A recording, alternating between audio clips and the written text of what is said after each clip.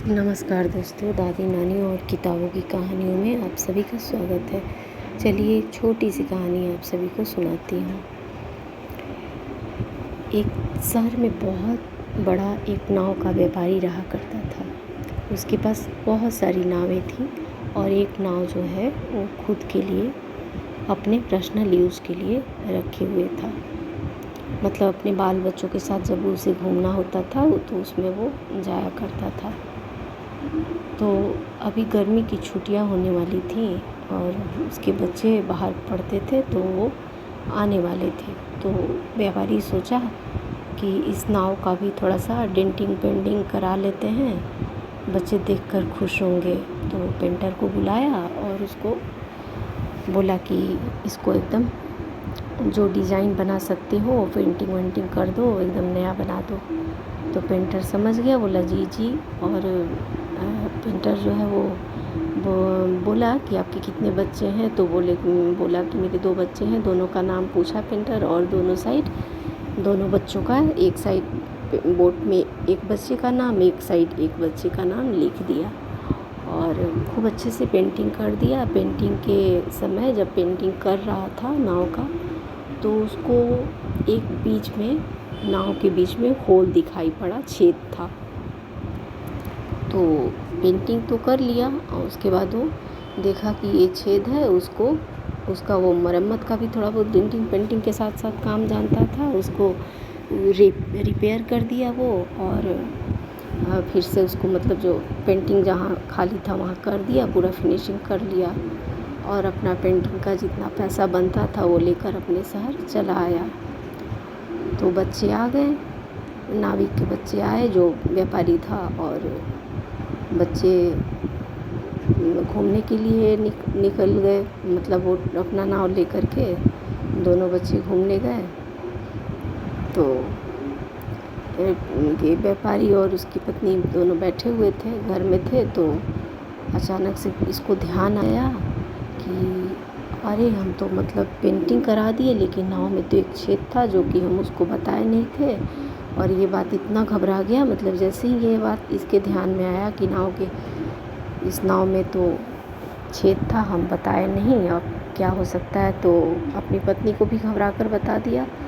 पत्नी भी इस बात को सुनकर बहुत घबरा गई। दोनों पति पत्नी इतने डरे हुए थे, इतने घबराए हुए थे। तो बच्चे तो चले गए थे, वो लोग सैर वैर करके अपना दोनों घबराए हुए थे, भगवान को याद कर रहे थे घर में बैठे।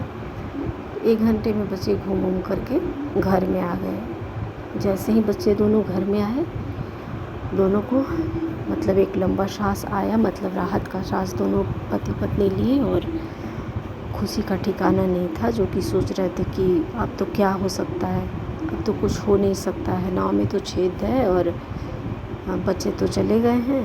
ऐसा सोच करके दोनों घबराए हुए बैठे हुए थे, भगवान को याद कर रहे थे। तब तक बच्चे घूम करके भी आ गए। दोनों बहुत खुश हुए।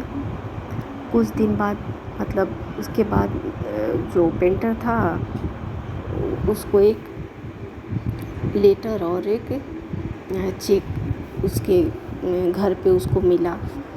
तो पेंटर सोचा कि ये व्यापारी ने तो हमें ये पेंटिंग का पैसा दे दिया था, तो फिर इतना बड़ा मतलब पैसा कुछ ज़्यादा ही था, इतना अमाउंट कैसे, इतना पैसा कैसे फिर उन्होंने मेरे लिए भेजा। तो तुरंत बस पकड़ करके और आ गया व्यापारी के पास। आकर बोला कि आपने तो मुझे पैसा दे दिया था मेरे काम का, तो फिर आपने ये पैसा किस लिए भेजा है। तो नाविक को व्यापारी बोला कि तुम जो काम किए उसके लिए तुम्हारा बहुत बहुत धन्यवाद। और ये हम पहली बात कि तुम बिना बोले इस नाव को जो इसका रिपेयरिंग का काम था वो भी कर दिए थे, जो कि हमको पता नहीं था कि तुम तो पेंटिंग का ही काम जानते होगे, लेकिन तुम रिपेयरिंग का भी काम कर दिए थे। और दूसरी बात कि मेरे बच्चे सही सलामत आ गए। और इससे जो हम लोगों को खुशी मिला, उसी खुशी के लिए हम लोग इनाम के तौर पे तुमको ये पैसा भेजे थे।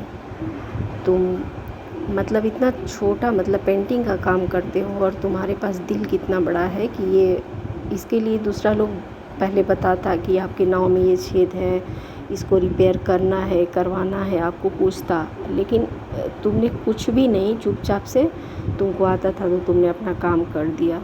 इससे हम लोगों को बहुत खुशी मिली है और ये तुम्हारे इनाम के पैसे हैं। तो पेंटर बहुत खुश हुआ और ये तो खुश हुए ही थे उसके काम से। व्यापारी नाव के व्यापारी जो थे, पति पत्नी और बच्चे सभी खुश हुए। और ये छोटी सी कहानी आप सभी को कैसी लगी?